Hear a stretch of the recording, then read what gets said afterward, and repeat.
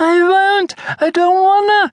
cried Maya, using up most of her scant vocabulary when Patrik desperately tried to leave her with Ava, the daycare teacher, on Friday morning. His daughter clung to his trouser legs, howling until finally he managed to prise her fingers loose, one after the other.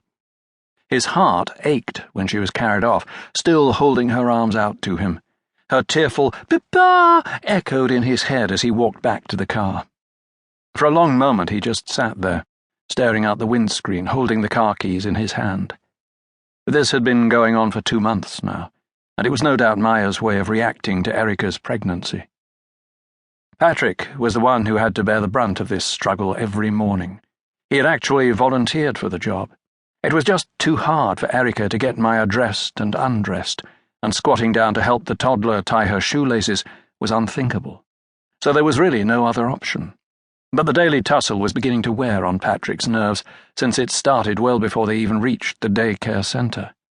As soon as it was time to get dressed in the morning, Maya would refuse to cooperate. Patrik was ashamed to admit that sometimes he got so frustrated that he would grab her a bit brusquely, making her scream at the top of her lungs. Afterward, he felt like the world's worst parent. Tiredly, he rubbed his eyes, took a deep breath, and turned the key in the ignition. But instead of driving toward Tarnumshire, he impulsively turned and headed for the residential area beyond Kullen. He parked in front of the house belonging to the Kjellner family, and, feeling a bit unsure of himself, walked up to the front door. He really should have notified them that he was coming, but it was too late now, since he was already here. He raised his hand and gave a sharp rap with his knuckles on the white, painted wooden door. A Christmas wreath was still hanging there. Apparently no one had thought to take it down. Not a sound came from inside the house, so Patrik knocked again. Maybe no one was home. But then he heard footsteps, and Sia opened the door. Her whole body froze when she saw him, and he hurried to shake his head.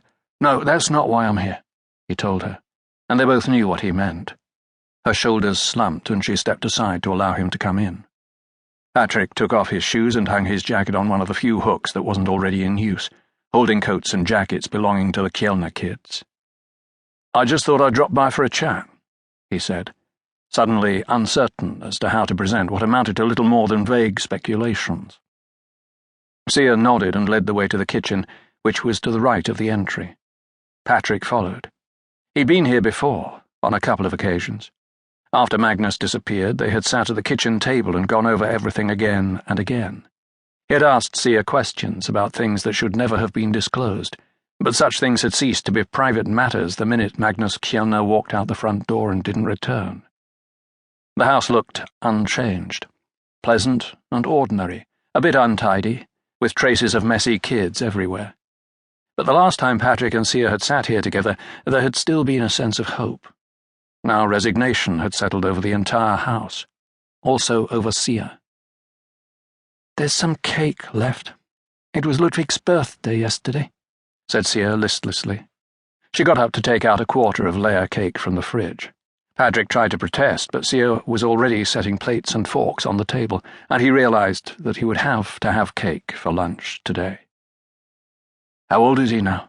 asked Patrik, as he cut himself as thin a piece as seemed polite. 13, said Sia, with a hint of a smile on her face, as she served herself a small piece of cake too. Patrik wished he could get her to eat more, considering how thin she'd become over the past few months.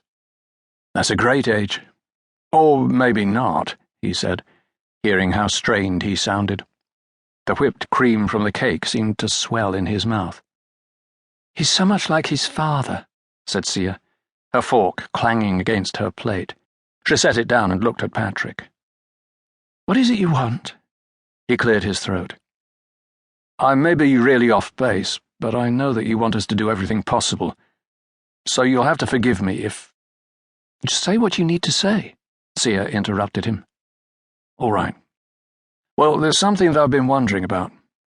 Magnus was friends with Christian Thydell, wasn't he?